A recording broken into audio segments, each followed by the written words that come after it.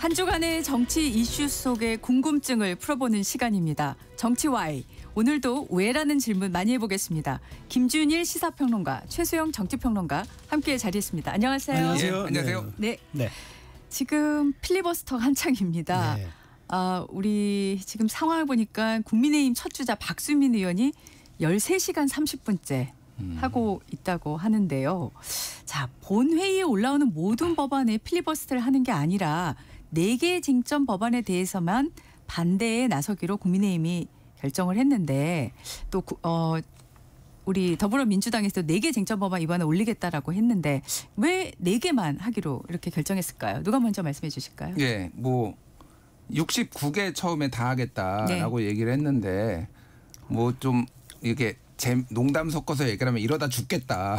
이거 다 필리버스터 하다가는. 올해가 다 갈 수 있다 이런 얘기도 하시죠. 예, 그러니까 이게 69일이 더 걸리는 거예요, 사실은. 그리고 회기를 중심으로 하면은 올해를 넘길 수밖에 없습니다. 이거는 만약에 다 필리버스터를 하면 소모적이죠. 그러면은 뭐 민주당이 더 힘들 거다 이런 얘기도 국힘 쪽에서 나왔거든요. 네. 왜냐하면은 이거를 해제를 하려면 5분의 3이 필요하니까 우리는 몇 명만 나와서 필리버스터 하면 되지만은 민주당이나 이 범 여권에서는 180명이 항상 대기하고 있어야 되니 쟤들이 더 힘들 거다. 뭐 이런 얘기도 처음에 나왔는데 국민의힘 어제 뭐 기사 나온 거나 보면 국민의힘 내부에서도 이거 반대 목소리가 이거를 모두 다 하는 게 이게 말이 되느냐. 그리고 국정감사도 해야 되고. 그렇죠. 근데 지금 뭐 집회도 나오라고 그래. 국정감사 준비도 해야 돼. 근데 필리버스터법까지 한다고 불만들이 이 의총이나 이런 데서 많이 나왔다라는 거예요. 그러니까 네. 현실적으로 우리의 목소리를 알릴 수 있는 방법들로 하자라는 걸로 선회를 한 것 같고 저는 뭐 필리버스터 할 수 있다라고 보는데 진짜 69개는 아니다. 잘하셨다. 예, 그 소리 잘하셨다. 합니다. 예. 네. 그렇죠. 그러니까 근데 네. 뭐 선택과 집중이라고 그래야 되네. 좋은 말로 표현해 주면. 근데 국민의힘도 내년 지방선거도 있고 눈치 안 볼 수가 없죠. 민생 법안 특히나 이제 비쟁점 법안들을 필리버스터 할 경우에 논리 만들기도 쉽지 않아요. 이렇게 쟁점 법안들은 논지가 뚜렷하니까 왜 반대해야 되는지 전선도 돼 있고 보수 정당으로서 또 가치도 부여할 만한 게 있고 하는데 문제는 비쟁점 법안들을 다 해버리면은 이거 사실 뭐 어떻게 생각하면 인위적으로 뭘 만들어서 계속 이 의미를 부여해야 되는 것도 이거 중노동이거든요. 그리고 의미도 없고 그리고 언론이 일단 받지도 않아요. 그리고 여론이 안 좋게 되겠죠. 대신 이 4개 쟁점 법안은 아주 전선이 뚜렷해요. 그리고 민주당의 일종의 패착 같은 것도 있어요. 왜냐하면 지금 너무 속도전에 휘말린 나머지 지금 뭐 좀 더 얘기하겠지만 뭐 일단 그 금융위 분리법안 같은 경우는 못하는 거잖아요. 사실 야당 핑계를 대는 거지만 그런 거고 그다음에 검찰청을 쪼개서 기소중수청으로 분리하는 것도 사실상 1년 유예 기간을 두는 일종의 말하자면은 선시행 후보안이라는 굉장히 이거는 제도적으로 보면 이건 좋지 않은 그런 선례를 남긴 거기 때문에 그런 점들도 지적할 수 있고 또 막 방통위 법안은 방통위 법안대로 그의 독소조항들 이진숙 쫓아내기라고 지적할 수 있는데 나머지 법안들은 논리 만들기도 쉽지 않았기 때문에 여기에 주전선을 하면서 김준일 평론가 잘 설명해 주셨지만 전선을 너무 확대해버리면 69개 법안까지 다 가버리면은 사실은 뭐 여당도 여당이지만 야당도 좀 불감당이 될 수 있어요. 그래서 이렇게 아마 대한정당을 입증하기 위해서 좀 선별적으로 간 것이다. 근데 이거는 뭐 저는 잘한 거라고 봐요. 더 그렇게 간다 그래서 나아질 것도 달라질 것도 없기 때문에 그렇다면은 야당의 존재감을 보여주는 것으로 어느 정도 선에서 마무리하는 게 저는 그게 전략적으로 선택을 잘한 것이라고 생각합니다. 두 분은 그러면 애초부터 이거 다 할 거라고 생각하신 건 아니네요. 네, 그렇죠. 어떻게 그걸 다 합니까 그거를. 알겠습니다. 네. 어제 근데 갑자기 금감원, 금융위 이거 분리하고 개편하겠다는 안을 뺐어요. 그래서 상당히 저는 좀 예상하진 못했거든요. 두 분은 어떻게 보셨습니까? 이거 대선 공약이잖아요. 네. 그러니까 저는 뭐 이제 현실론과 일종의 실용주의적인 이제 성격이 있다고 보는데 그러니까 지금 정부 조직 개편안이 여러 가지들이 있는데 핵심은 사실은 이제 기재부 개혁 그리고 검찰청 개혁 요 2개가 핵심이에요. 뭐 기후에너지부 신설이라든지 성평등 가족부로 전환한다라든지 뭐 방송통신 미디어위원회로 만든다든지 이런 것들은 상대적으로는 부차적인 문제다.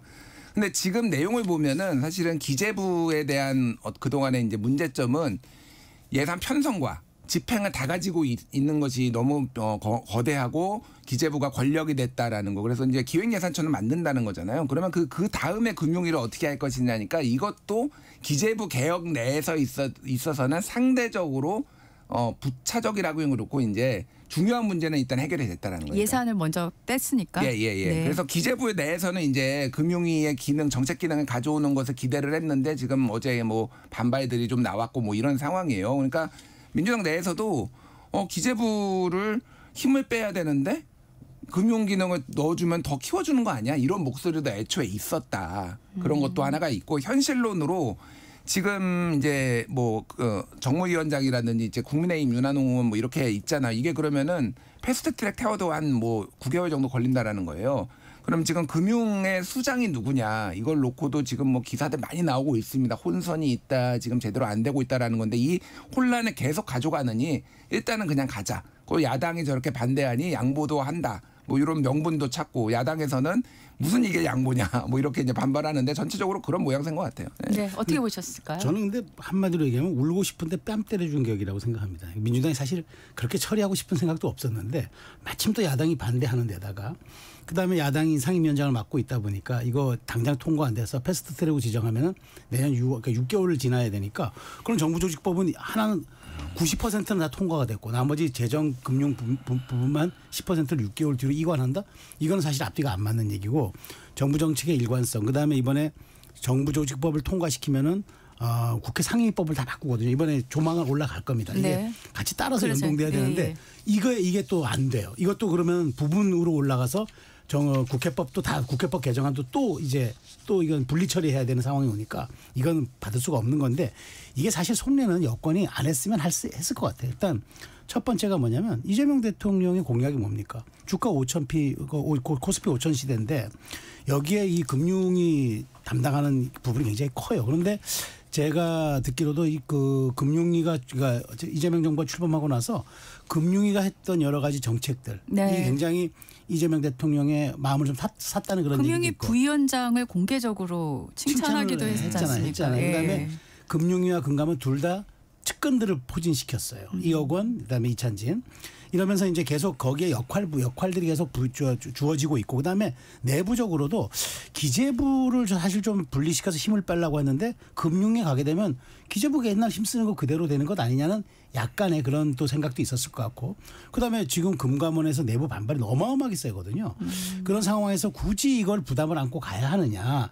대통령이 그렇게 또 대선 공약을 했지만 사실은 그게 꼭 굳이 뭐 사공이 배를 건넜으면 강을 건넜으면 배를 버릴 수도 있는 거니까 그런 여러 가지가 있는데 마침 야당이 핑계가 된 거예요. 야당이 조속 처리하지 마라. 또 내부 반발도 있고 야당이 또 상임위 위원장을 맡고 있으니까 이거 야당 때문에 이게 6개월 더 연장하면 우리가 못합니다. 라는 명분과 핑계도 생겼고 그렇다면 그래서 제가 울고 싶은데 뺨을 때려준 격이라고 생각하는데 결국 울고 싶은데 뺨을 때린 게 야당이 돼버렸어요. 네. 그래서 민주당 입장에서는 사실 이거는 어찌 보면 속으로는 그래 not bad야 괜찮아 라고 하는 사안이 될 수도 있어서 이 사안 자체가 정해서 한마디만 더 말씀드리면 너무 정부조직법 졸속으로 처리했다. 이렇게 후퇴하고 이렇게 금방 뺄 수도 있는 걸 왜 이렇게 요란스럽게 했느냐. 그리고 속도를 강행했느냐. 이런 점들은 좀 여권이 비판받아 마땅할 지점이라고 봅니다. 그러면 두 분 모두 금융당국 개편 이거는 이제 완전히 철회됐다라고 판단하시나요? 어떻게 보실까요? 저는 불씨는 아직 살아있다. 불씨는 살아있다. 예. 그러니까 네. 말씀하신 대로 금융위에 대한 평가가 대통령의 평가도 좋고 좋아요. 뭐 다음 주에만 지금 잡혀 있는 게 생산적 금융 대전환을 위한 간담회 113만 명 뭐 비탄감을 위한 배드뱅크 협약식 석유화학 기업 재편을 위한 자율협의회 운영 협약식 막 이런 거 있거든요. 정부가 되게 중요하게 여기는 것들을 지금 금융에서 지금 다 하고 있단 말이에요. 근데 이거 흔들면 안 되는데 좀 반년, 1년 지난 뒤에는 이게 다시 얘기가 나올 수도 있겠다라는 좀 봐야 될 것 같아요. 근데 저는 그 불씨도 없을 것 같아요. 왜냐하면 이게 동료는 사실 그 6개월 그러니까 정부가 이제 정상적으로 돌아가요. 근데 금융위만 6개월 후에 다시 뭐 상황 보고 한다? 가능성이 하나 있다면 이재명 대통령이 안 돼. 이건 도저히 할 수가 없어. 이거는 뭐 우리가 가장 밀어붙여야 돼라고 얘기한다면 모를까. 그러지 않으면 저는 더 이상의 동력은 없다고 보기 네. 때문에 사실상 이 부분은 이제 불씨가 꺼진 걸로 보는 게 맞다고 봅니다. 네, 알겠습니다. 어제 그 국민의힘에서 에이펙 정상회의 지원 동의안 문신사법, 산불 피해 지원 특별법 등은 이제 찬성을 했고 또 통과도 됐고요. 요건 어떻게 보셨을까요? 먼저 네, 뭐 저는 이거는 당연한 거라고 봐요. 그러니까 이렇게 국익 차원의 법들, 그다음에 이제 그 뭐 산불 피해 지원 특별법은 야권 입장에선 본인들의 말하자면 이제 네. 주요 지지 기반과도 연동이 되는 이제 그런 사안이기 때문에 이걸 안 할 수는 없죠. 그래서 특히나 이제 에이펙 정상회의 지원 동의안은 이거는 뭐 원래 우리 흔히 하는 말로 이 정쟁도 국경 앞에서는 멈춰야 한다는 그런 말이 있는 것처럼 외교 사안이기 때문에 이거는 그럴 수밖에 없었고 산불제 특별 말씀하신 것처럼 마찬가지고 결국 그래서 저는 야당이 민생에 관해서는 우리도 함께한다는 대한정당으로서의 목소리를 내기 위해서 이번에 69개 법안 중 비쟁점 법안들은 뺀 것과 함께 이것은 주도적으로 먼저 하자고 한 것은 이건 너무나 당연한 일이고 그리고 이런 것까지 반대한다 그러면 야당으로서의 책무를 너무 넘어섰다는 비판이 나올 수 있기 때문에 저는 이건 뭐 워낙 이건 너무 당연했던 처사라고 생각을 합니다. 뭐 한 문장 하면은 표가 되니까 찬성했겠죠. 표가 되니까 찬성했다. 반대하면은 이 반대를 이 관련 이 관계자들이 얼마나 반대하겠어요. 문신사법 반대 국민의힘이 그러면 몇만 명 되거든요. 그것도 네. 문신하시는 분들. 그러니까 굳이 뭐. 예. 네, 알겠습니다. 지금 이 대통령이 이제 방미 일정 마지막 행사로 뉴욕 증권거래소 찾아서 한국경제 투자 설명회를 진행을 했습니다. 투자 세일즈 이게 얼마나 효과가 있다고 보실까요? 저는 뭐 상징적이라고 봐요. 그 효과 제가 이재명 대통령의 영향력을 폄하하는 것은 아니고 제가 현실적으로 평가를 한다 그러면은 생각해 보십시오. 여기 이제 주요 큰 손들이 온다고 하는데 이런 건 있겠죠. 이재명 대통령이 우리나라의 지금 그 금융제도 시스템은 나는 한번 주식 일종의 말하자면은 이제 사기 거래 주가농단 주가 조작하면은 패가망신하겠다고 네. 강력하게 얘기를 했고 주가 5,000피 코스피 5,000 시대가 내 공약이었고 그다음에 그것을 위해서 내가 제도적으로 굉장히 내가 지금 안정적으로 운영하고 있다. 그런 시그널과 신호를 주는 데는 저는 좋다고 보는데 과연 그 정도만 가지고 그러면은 미국의 주요 큰 손들이 그럼 우리나라에 투자를 할까? 저는 그거는 조금 약간 낭만적인 생각이라고 보고 안 하는 것보다는 낫겠지만 이것 가지고 한국 경제의 어떤 굉장한 좀 모멘텀이 될 거라고 생각하지는 않고 오히려 지금도 당면한 과제가 미국이 요구하는 3,500불에 대한 현금 투자를 사실상 요구하고 있는데 이 문제를 어떻게 풀 것인가가 더 큰 과제지 우리 경제가 이런 시스템이 괜찮으니까 월가에서 배럴도 누르고 투자 설명이 개최하는 이 사안 자체가 저는 그러니까 박람회 수준에서 설명하는 것 정도 이외에 더 큰 효과가 있을까?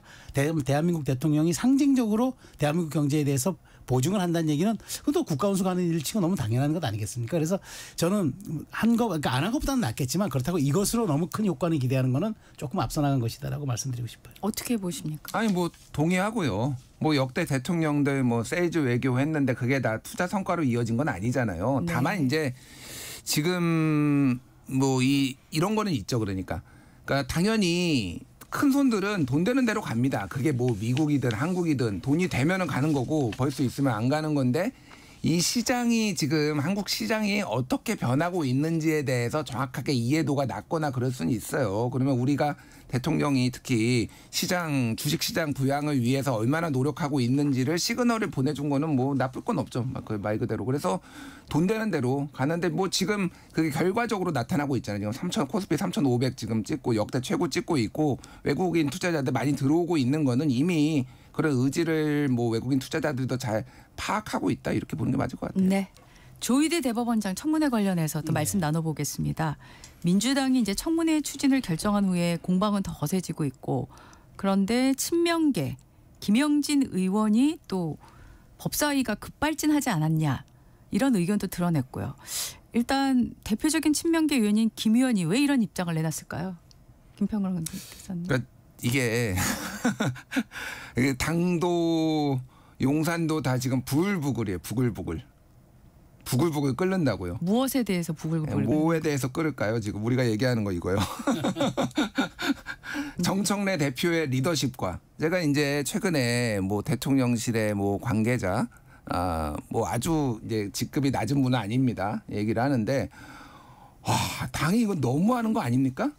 이런 얘기를 하시더라고요. 대통령 100일 기자회견 하는데 그때 야당하고 합의했다가 여론 이렇게 강성지지자들 얘기하니까 잔치상 뒤엎는 이런 행동하고 대표가 책임을 져야지 거기에 대해서 김병기 원내대표한테 떠밀고 그래서 하이라이트를 다 지금 뉴스를 다 장식하더니 대통령이 해외 순방하고 지금 유엔 총회 이렇게 열심히 하고 있는데 조희대 청문회 이렇게 해가지고 모든 뉴스를 이게 장식하는 게 이게 정부 이게 여당이 맞나요 이게?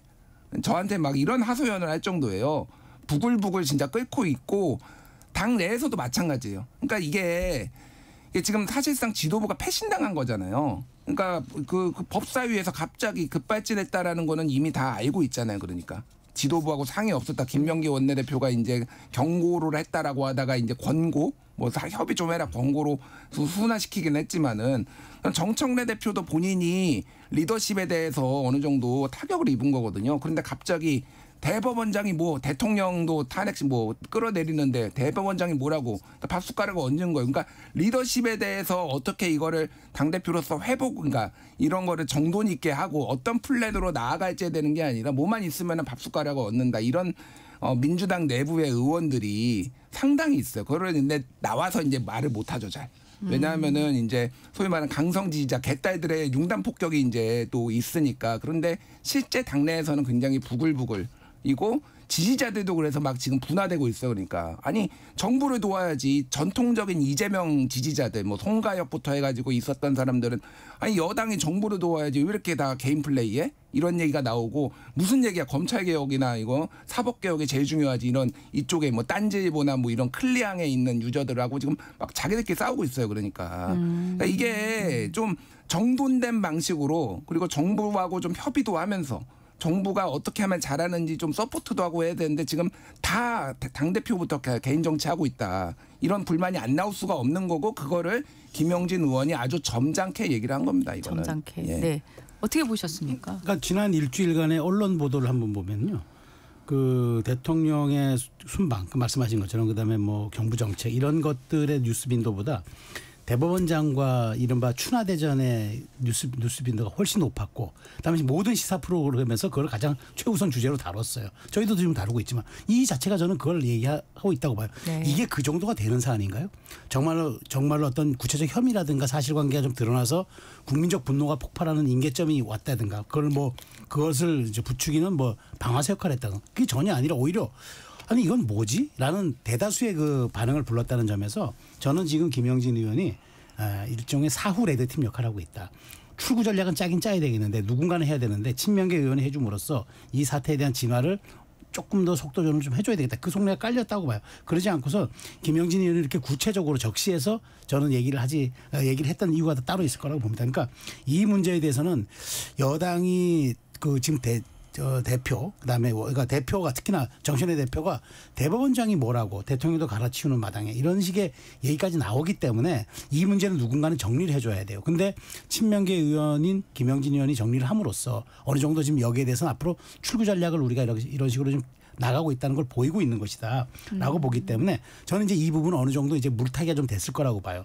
그렇지만 저는 어쨌든 이 부분이 민주당이 제기했던 이번 9월의 사안 중에서 가장 앞으로도 후과가 나올 수 있는 사안이고 더더군다나 앞으로 그러면 대법원장이 안 나올 걸로 저는 예상하지만 네. 진짜 그 청문회를 어떻게 처리할 것인지 네네. 차라리 이게 저는 오히려 민주당의 위기관리 시스템을 보여주는 바로미터가 될 것이다라고 저는 생각합니다. 청문회 얘기 자연스럽게 질문할 수밖에 없는데 대부분이 다 대법원장은 안 나올 거다. 왜 나오냐 이제 이렇게 얘기들 하고 계시고 보통 대부분 그렇게 예상들을 하고 계신데 그럼 30일 청문회는 어떤 내용으로 채워질까요? 글쎄요. 이제 누가 나올지 뭐 이게 대법원장 말고도 여러 증인을 신청했는데 천대엽 법원 행정처장은 나올 수도 있겠다. 그래서 지금 법원이 상황에 대해서 최근에 우원식 국회의장 예방해가지고 이제 속도를 올리겠다. 이제 내란 재판 이제 속도를 올리겠다 이런 얘기도 했잖아요. 그러니까 뭐 결자 해지 뭐 이런 얘기를 또 우원식 국회의장 하셨는데 전체적으로 조금 이제 여당의 압박이 매우 강하니 아무도 안 나가서 완전히 텅텅 비는 거는 또 정면 대결로 좀 비춰질 수도 있고 천대엽 법원 행정처는 어쨌든 그러니까 뭐 언론이나 뭐 여당 입법부나 이런 데를 지금까지 상대를 해왔기 때문에 나올 가능성은 있다. 저는 행정처장은. 그래서 법원에 이제 우리가 이런 부분들은 국민의 불신을 좀 해소하기 위해 노력하겠다. 그래서 최근에 이제 뭐 그 지규현 판사 그 이제 감찰 네. 들어갔는데 네. 그거를 외부 위원들한테 검토를 네. 받는 것도 지금 고려하고 있다. 이게 예. 법원 쪽에서 나온 거잖아요. 예. 그러니까 법원도 지금 눈치를 조금 너무 이제 좀 확전을 원하는 것 같지는 않은데 만약에 하나 이제 조희대 대법원장이 제2의 윤석열을 꿈꾼다면은 나와서 한번 붙어보는 것도 붙는 모습을 재현할 수도 있겠구나. 뭐 이런 생각도 들어요. 지금 최근에 신임법관 했는데 사법부 네, 독립 네. 얘기 한 5번 얘기했다라는 거 아니에요? 5번 했다고. 네, 그러면 또 이제 나와서 한번 사법부 독립 중요하다 뭐 이런 얘기 할 가능성도 배제할 수는 없을 것 같아요. 요거는 김준일 평론가님의 그냥 예상 시나리오신 거죠? 예, 그러니까. 뭐 당연하죠. 제가 제 얘기하는 건데 뭐 그렇게 걱정을. 근데 저는 아니 조희대 대법원장 저는 김준일 평론가처럼 생각할 수도 있다고는 봐요.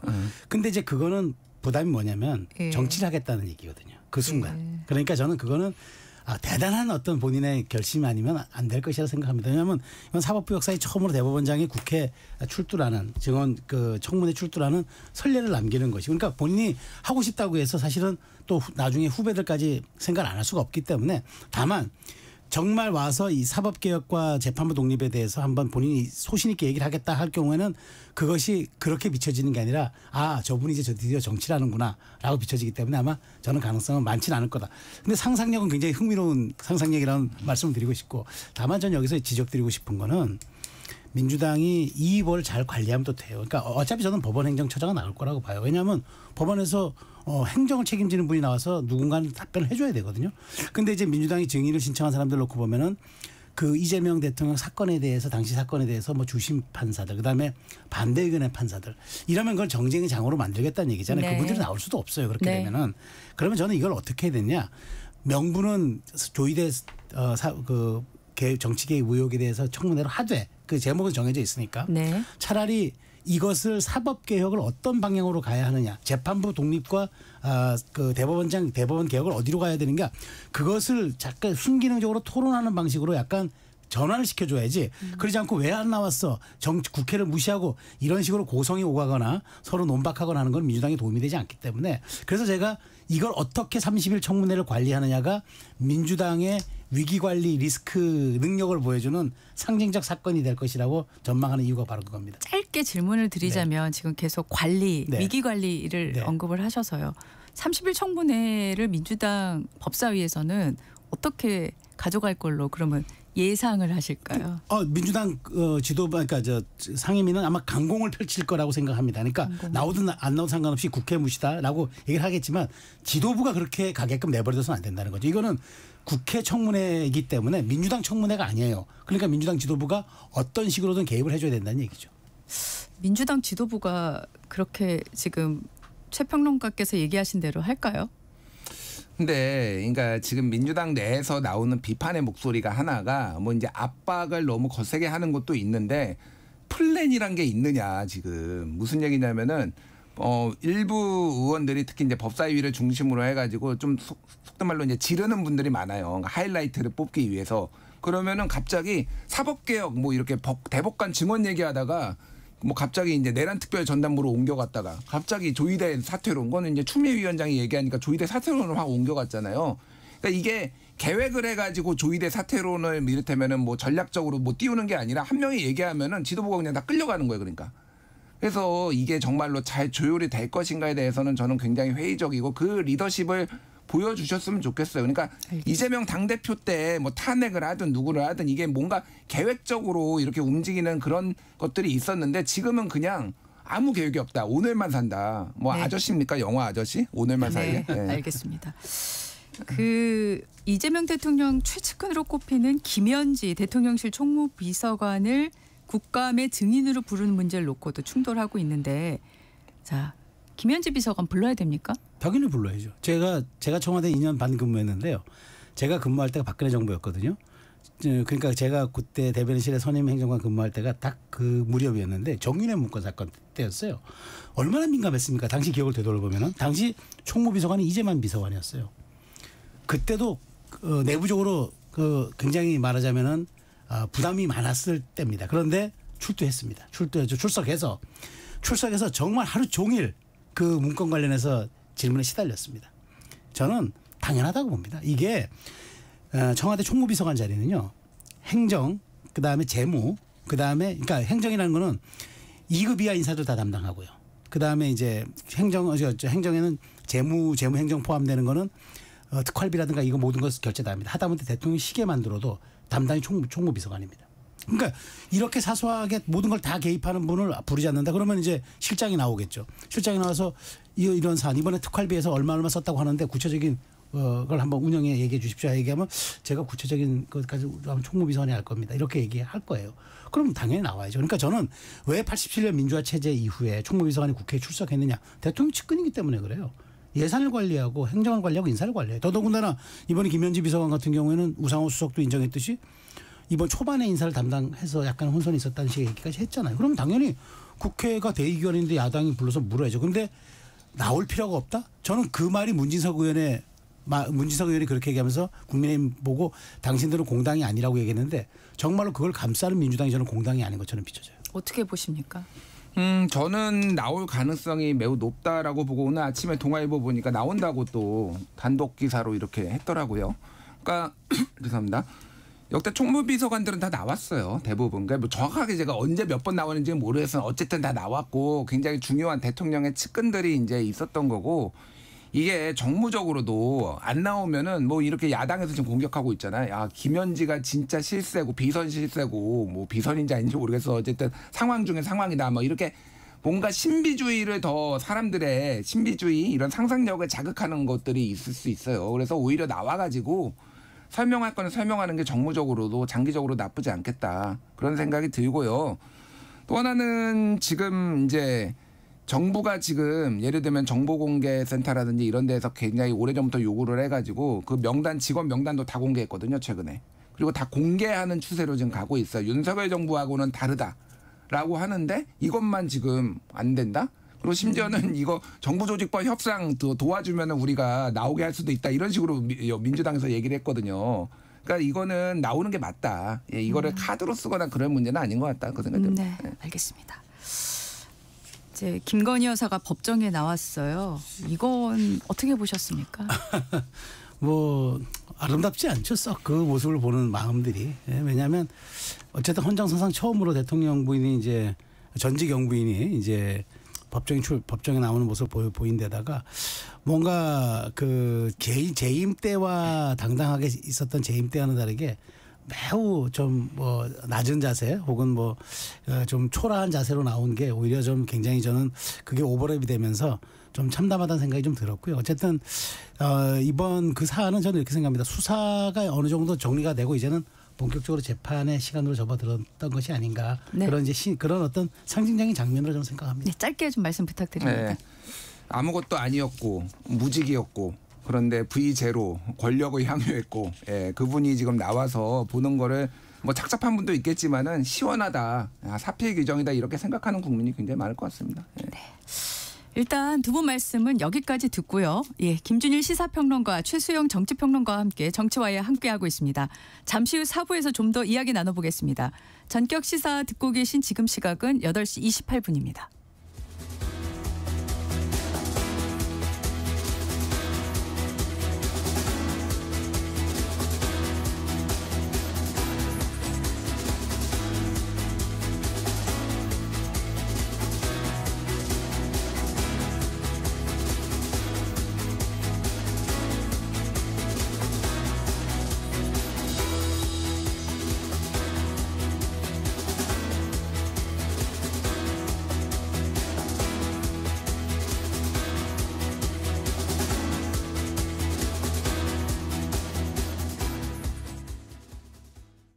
잠시 후 8시 반부터 일부 지역국에서는 해당 지역 방송을 보내드립니다. 워렌 버핏은 가치 투자, 필립 피셔는 성장주 투자, 피터 린치는 장기 투자.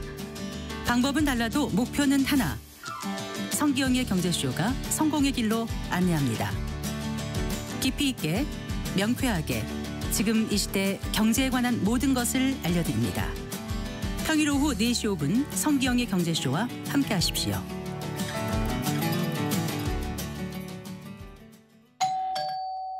편지 왔습니다. 퇴근길 지친 당신에게 힘이 되는 뉴스를 전해드립니다. 매일 저녁 5시 5분 당신과 함께 읽는 세상 이야기 KBS 1라디오 뉴스레터 K. 지금 시각은 8시 30분입니다. KBS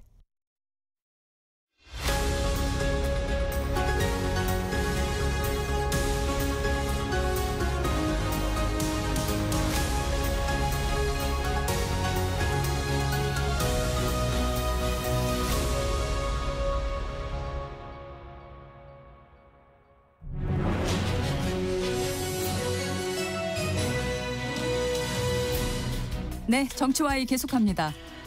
법원이 오늘 예정된 윤석열 전 대통령에 대한 추가 기소 사건 첫 공판에 대해서 중계를 허용했습니다. 김건희 씨가 이제 윤 전 대통령 재판 모습도 보게 됐는데, 우리 윤 전 대통령이 이번 재판에서는 어떻게 나올 걸로 예상을 하시는지.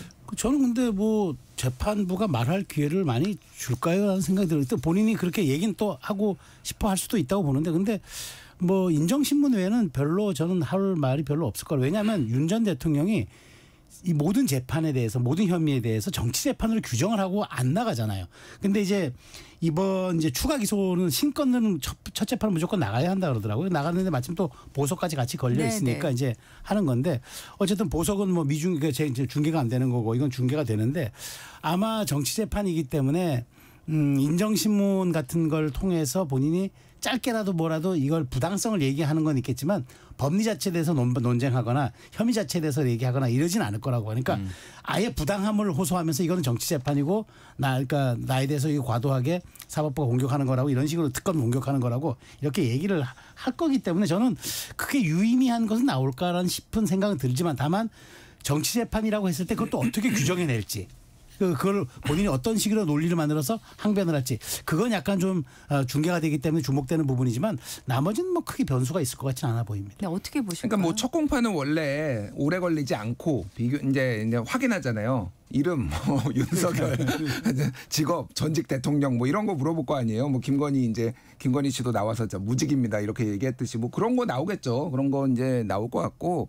저는 다른 거보다도 보석 신청한 거 뭐 이게 본인들의 그 윤석열 변호인단의 주장은 재판 공판을 일주일에 4번을 해가지고 이거를 잘 준비하기 위해 보석이 필요하다 이런 주장하면서 지금 뭐 또 하필이면 또 이때 보석하는 날만 공판에 나온 거잖아요. 10번은 안 나왔어요 지금까지 재판을. 네. 진짜 황당하다 진짜. 그러니까 염치가 없다. 그러니까 그동안 재판 한 번도 안 나오다가 이게 나오는 게 이런 식으로 보석할 때만 삑 나와가지고 이렇게 주장하는 게 맞느냐. 국민들이 아마 부글부글 끓을 거예요 그걸로. 네. 네. 필요할 때만 선택적으로 법정에 나오는 거다 이런 말씀하셨잖아요. 그래서 특검팀이 생중계로 응수한 거다 이런 분석을 하는데 어떻게 보시나요? 저는 뭐 그게 맞다고 보고, 전체적으로 보면은 어쨌든 지금 이 사건에 대해서 내란 재판이라든지 뭐 김건희 재판이라든지 국민적 관심도가 높기 때문에 어디까지 할지는 법원이 판단해야 되겠지만은 중계를 많이 확대하는 게 필요하다라고 저는 봐요. 예전에 이런 뭐 사례가 중계를 했던 사례가 없었던 것도 아니고 모든 재판에 다 중계할 수는 없지만은 뭐 그렇게 또 민주당 쪽에서 여당에서 또 그런 거에 대해서 요청도 하고 압박도 하고 있으니까 법원이 그런 것도 조금 부응을 한 거 아닌가 그렇게 봅니다. 네, 어떻게 보십니까? 그러니까 저는 글쎄요, 뭐 이제 그 재판이 생중계된다 안 된다 이거 뭐 여기에 대해서는 논란도 많고, 그다음에 어디까지 허용이 되느냐에 대한 얘기들도 따로 있는데, 저는 그 이번 내란 특검이 다시 이번에 법이 개정되면서 이제 중계를 허용하는 쪽으로 특별한 사정이 없는 한 하기로 했잖아요. 거기에 대한 전초전이라고 보고요.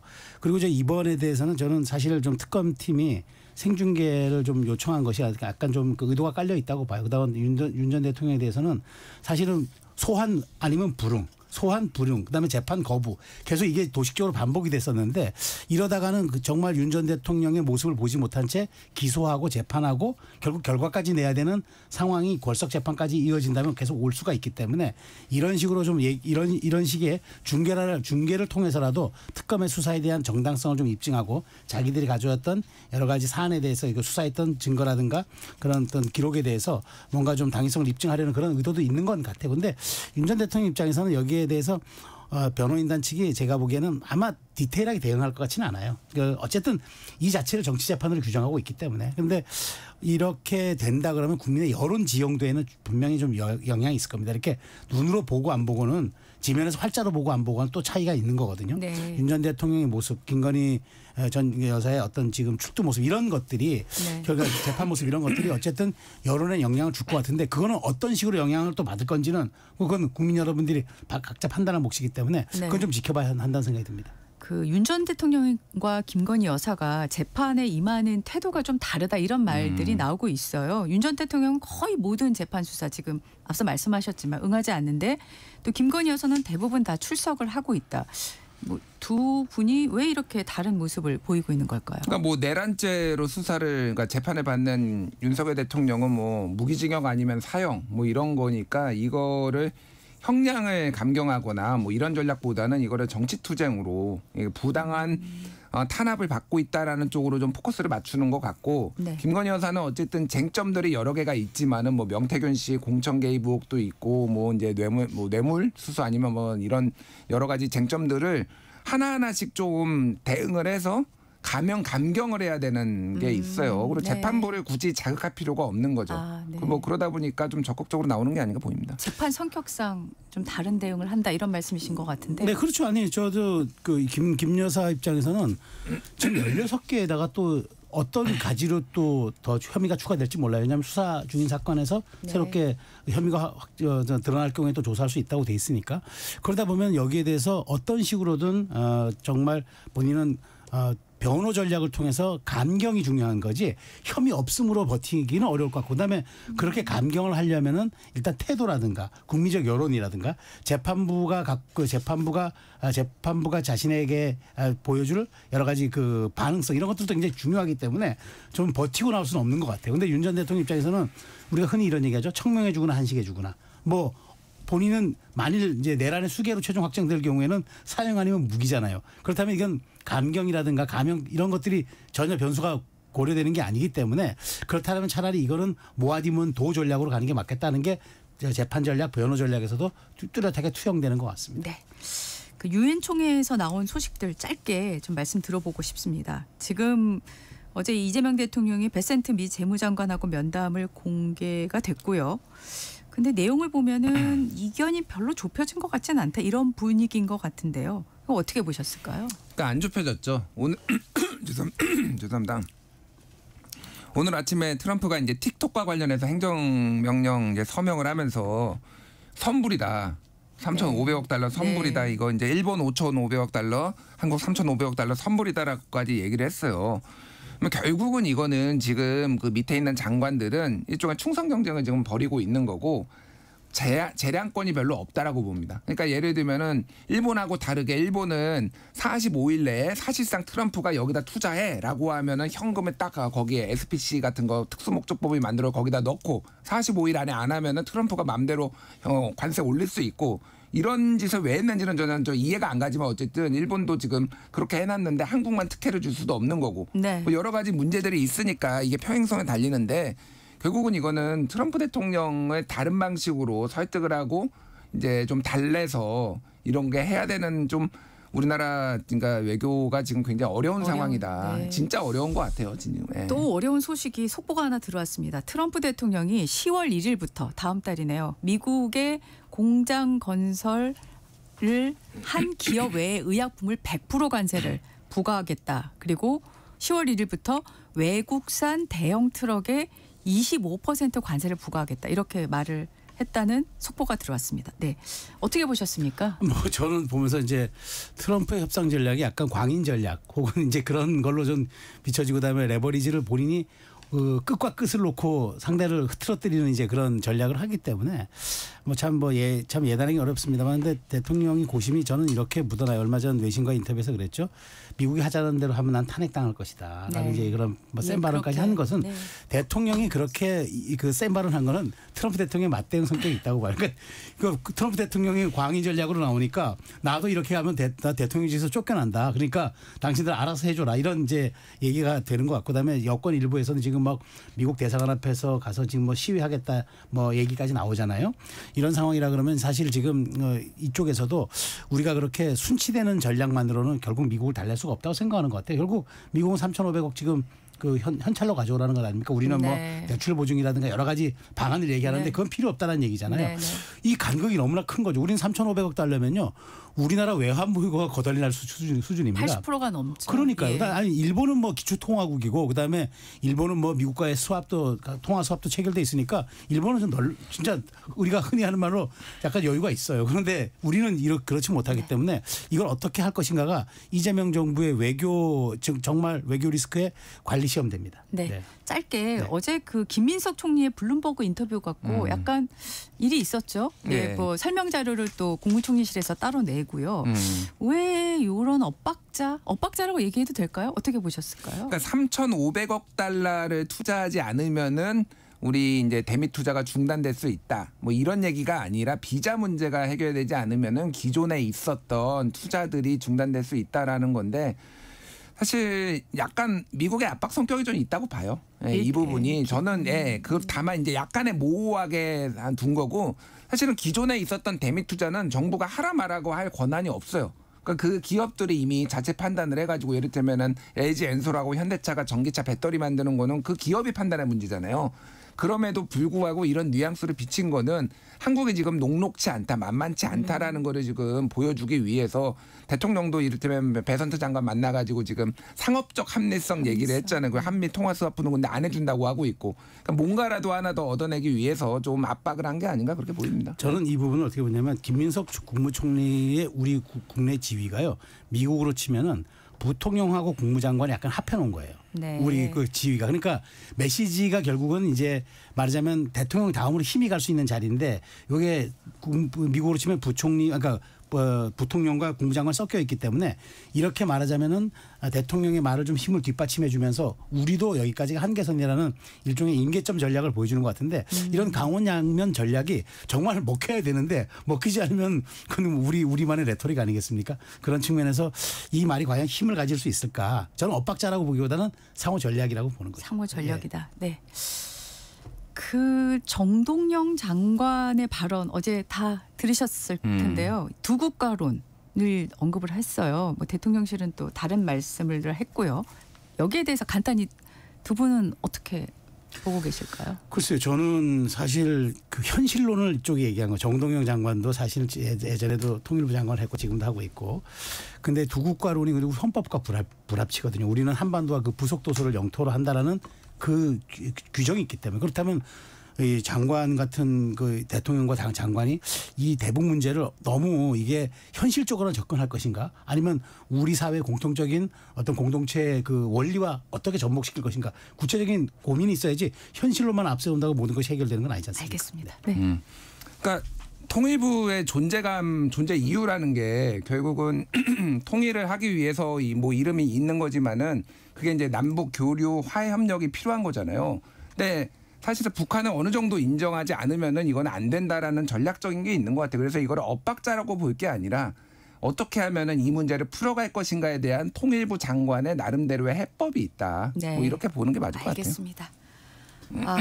시간상 여기서 마무리를 해야 될 것 같고요. 끝으로 전해드릴 사안이 있습니다. 지난주 이 시간에 김준일 평론가님께서 이규현 홍보수석이 공식적으로 브리핑을 한 번도 안 했다. 이런 말씀을 하셨는데 대통령실이 이에 대해서 사실이 아니다 라면서 정정을 요청해 왔어요. 예. 짧게 말씀 좀 부탁드립니다. 뭐 이게 무슨 정정부도할 사안인지 모르겠는데 일단은 지난주에 지금 뭐 대변인이 매우 지금 과부하가 걸려 있다라고 하면서 역할 분담이나 지원이 잘 안 되고 있다 얘기를 하면서 한 거예요. 그래서 지금 얘기가 나온 거는 이규현 수석이 14번을 브리핑을 했다. 뭐 이렇게 왔어요. 그래서 뭐 내용을 보니까 이제 뭐 수석 보좌관회의 뭐 이런 건 당연히 근데 홍보수석이 들어갔으니까 당연히 본인이 해야 되는 거예요. 사실 이게 뭐 어쨌든 14번 했다라는 거는 좀 알려드리고 그러니까 이런 거 가지고 좀 이렇게 좀 집착하지 마시라. 뭐 이게 뭐 중요한 거냐. 그러니까 전체적으로 일을 어떻게 할지를 조금 고민을 해보신가. 이렇게 외부에서 문제 제기가 있으면은 뭐 이렇게 정정보도 무슨 뭐 언론 중재위 이런 걸로 가려고 하지 마시고 어떻게 하면은 좀 잘 해결할까에 좀 집중하셨으면 좋겠습니다. 네, 알겠습니다. 김준일 시사평론가 최수영 정치평론가와 함께했습니다. 고맙습니다. 감사합니다. 이어서 날씨 정보 전해드립니다.